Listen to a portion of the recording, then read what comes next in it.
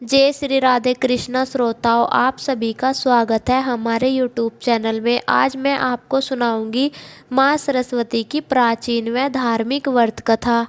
तो चलिए श्रोताओं, कथा को प्रारंभ करते हैं। प्राचीन काल में अयोध्या नगरी में राजा सुबाहु राज्य करते थे। उनकी दो रानियां हुआ करती थी, लीलावती व मनोरमा। मनोरमा धार्मिक स्वभाव की थी। वह प्रत्येक रविवार को माँ सरस्वती का व्रत रखा करती थी।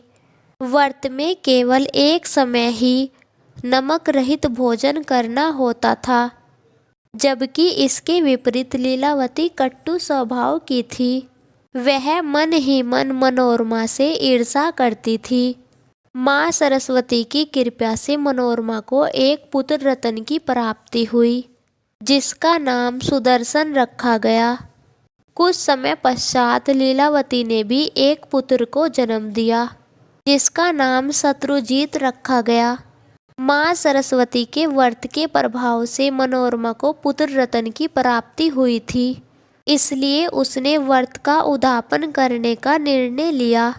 उसने लीलावती को भी निमंत्रण भेजा। इस उद्यापन में नमक खाना वर्जित है, परंतु लीलावती के मन में मनोरमा के लिए ईर्ष्या थी, इसलिए उसने खाने में नमक मिला दिया।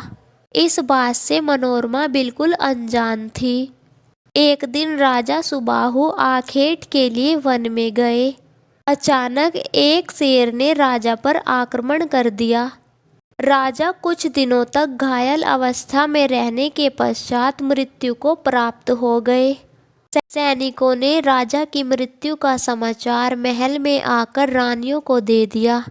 मंत्रियों व परिजनों ने राजा का अंतिम क्रियाक्रम वन में ही कर दिया। राजा की मृत्यु का समाचार सुनकर रानी लीलावती व मनोरमा के पिता अपनी अपनी सेना समेत आ पहुँचे। मंत्री व प्रजा रानी मनोरमा के पुत्र सुदर्शन को राजा बनाना चाहते थे, परंतु रानी लीलावती के पिता शक्तिशाली थे। वे अपने नाती शत्रुजीत को राजा बनाना चाहते थे। लीलावती के पिता ने रानी मनोरमा के पिताजी को युद्ध में मार गिराया। अपने पिता की मृत्यु का समाचार सुनकर रानी मनोरमा घबरा गई। अपने पुत्र और एक दासी के साथ महल छोड़कर चली गई। रानी घूमते घूमते गंगा पर भारद्वाज ऋषि के आश्रम में पहुंची। ऋषि ने मनोरमा को देखते ही पहचान लिया और कहा, रानी तुम सरस्वती की भक्त हो। तुम यहाँ मेरे आश्रम में रहकर अपने पुत्र का लालन पालन करो। उन्होंने रानी से बताया, जो कर्म तुमने नहीं किए हैं तुम्हें उसका दंड मिल रहा है। रानी लीलावती ने तुम्हारे उद्यापन के दौरान तुम्हारे खाने में नमक मिला दिया था, उसी का फल तुम्हें भुगतना पड़ रहा है। रानी लीलावती के पिता ने शत्रुजीत को राज सिंहासन सौंप दिया और सैनिकों को आज्ञा दी कि रानी मनोरमा और उसके पुत्र सुदर्शन को खोजकर लाओ।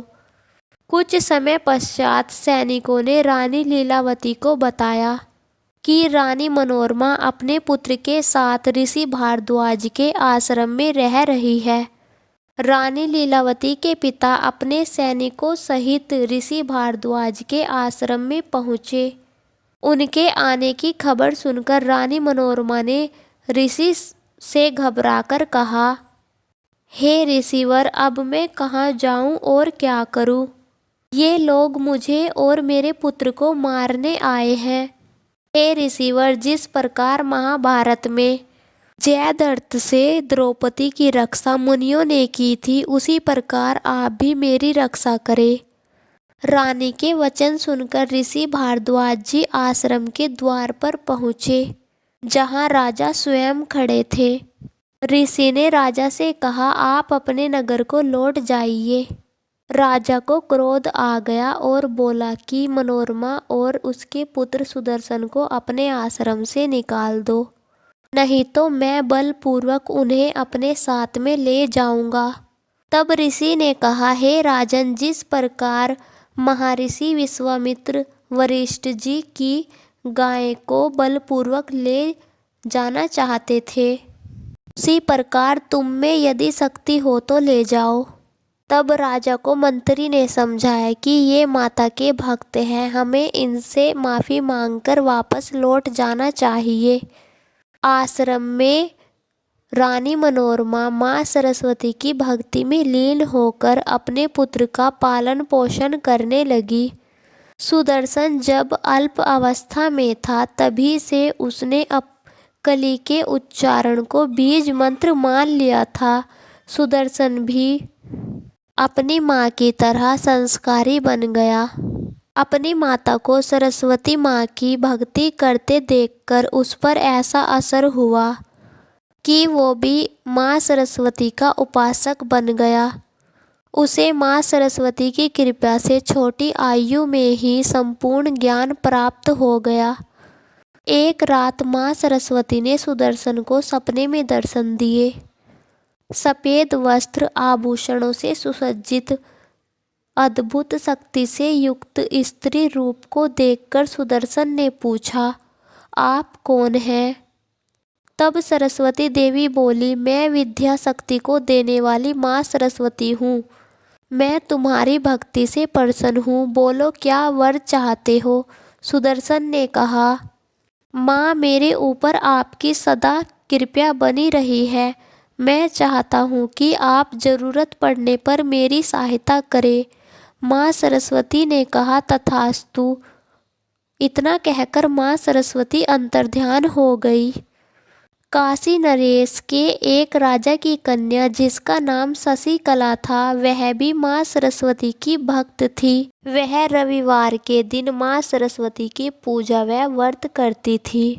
एक दिन शशिकला ने सुदर्शन की सुंदरता व योग्यता के विषय में सुना तो उसने मन ही मन सुदर्शन को अपना पति बनाने का निश्चय किया।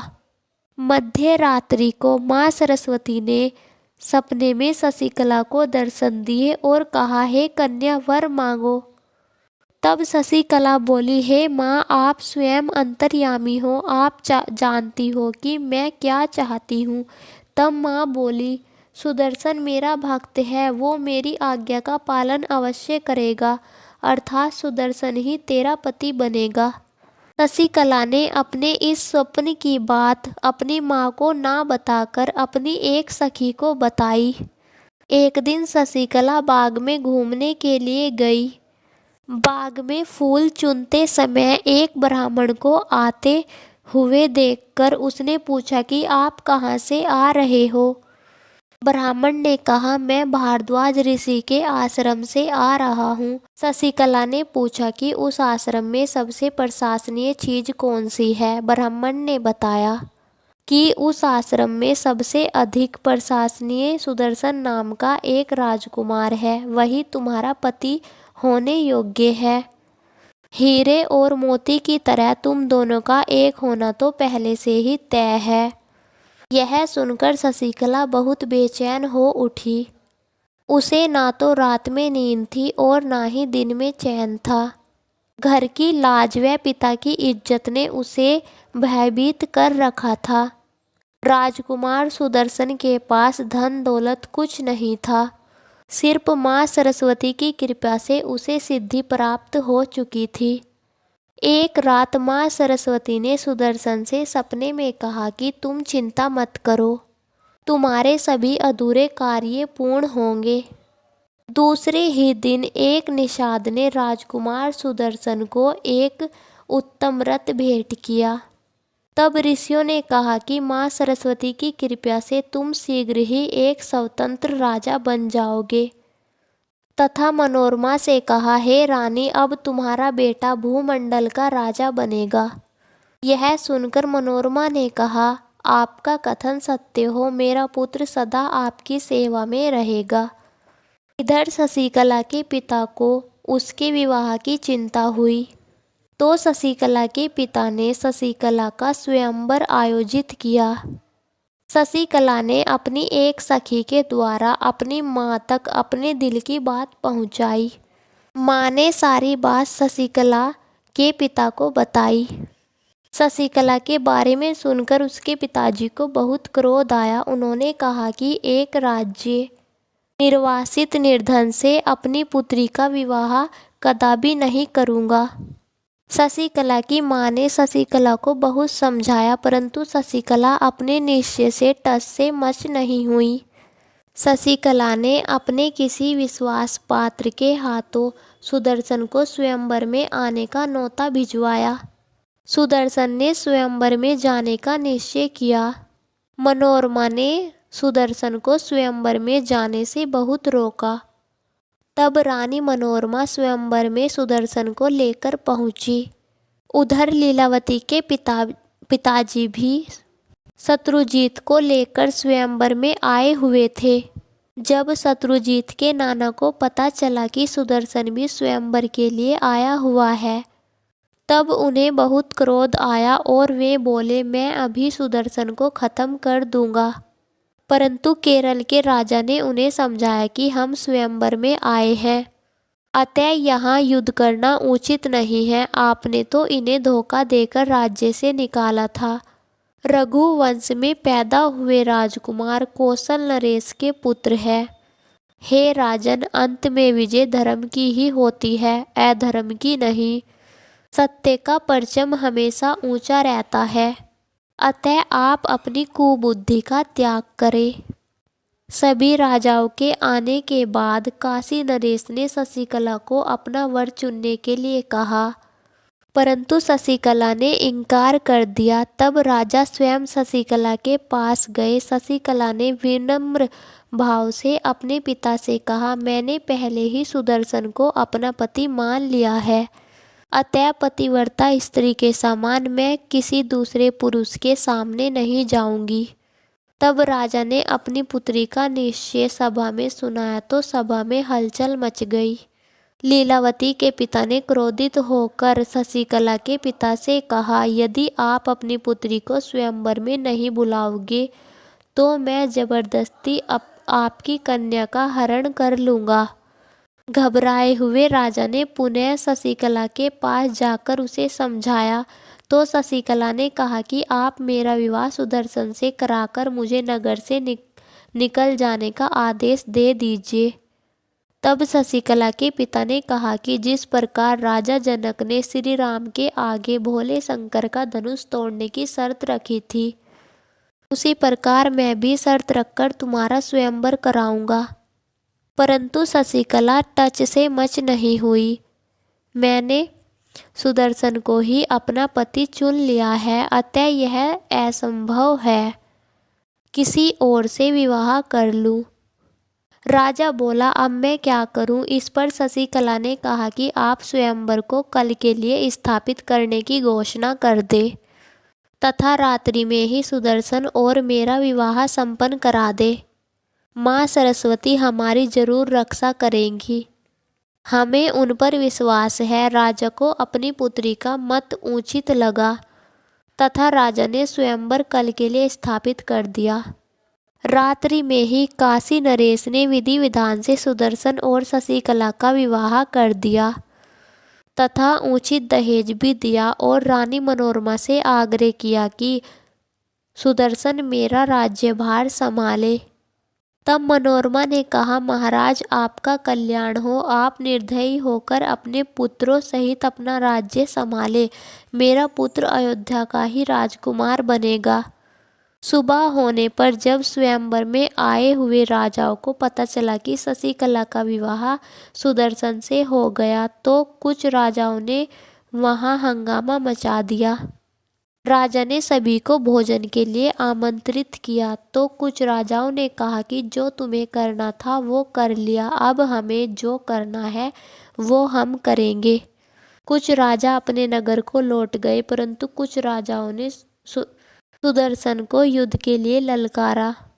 कुछ समय पश्चात सुदर्शन शशिकला को विदा कराकर अयोध्या को लौट आए। रास्ते में शत्रुजीत के नाना ने अन्य राजाओं के साथ मिलकर सुदर्शन को चारों ओर से घेर लिया। यह समाचार पाकर काशी नरेश भी अपनी सेना लेकर वहां पहुंच गए।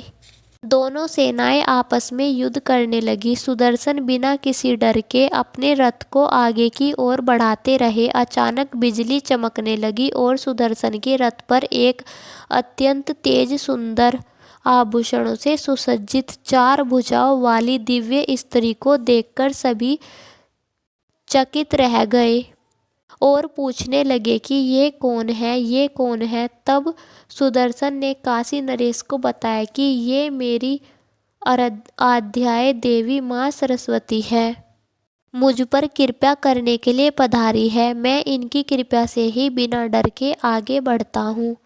दोनों ने माँ सरस्वती को प्रणाम किया। तभी शेर की गर्जना हुई और युद्ध स्थल पर भूचाल सा आ गया। आंधी चलने लगी, हाथ कांपने लगे। शत्रु सेना डरकर भाग गई, परंतु तभी शत्रुजीत के नान ने दोबारा सेना इकट्ठी की और सुदर्शन पर हमला कर दिया।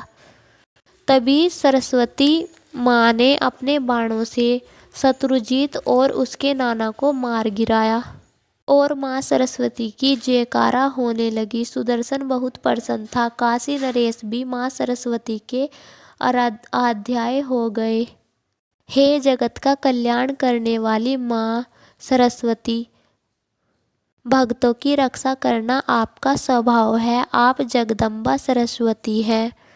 बुद्धि और शक्ति सब आपके ही रूप है। मैं आपको नमस्कार करता हूँ। मेरे जमाता सुदर्शन आपके भक्त है। उन्हीं की भक्ति से आज मुझे भी आपके दर्शन हुए।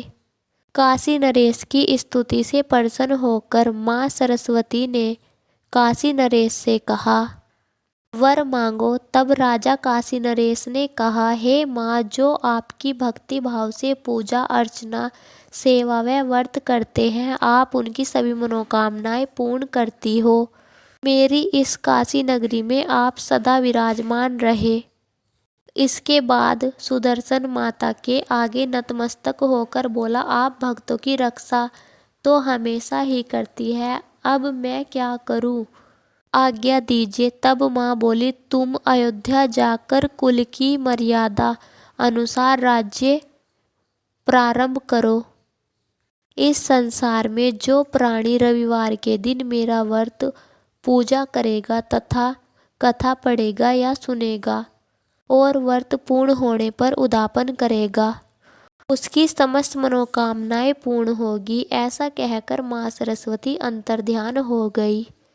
बोलो माँ सरस्वती की जय। तो श्रोताओं, अगर आप चाहते हैं कि माँ सरस्वती की कृपा आप पर सदैव बनी रहे तो कमेंट में जय माँ सरस्वती लिखना ना भूलें और वीडियो को लाइक करें और हमारे चैनल को सब्सक्राइब करें। बोले जय माँ सरस्वती की।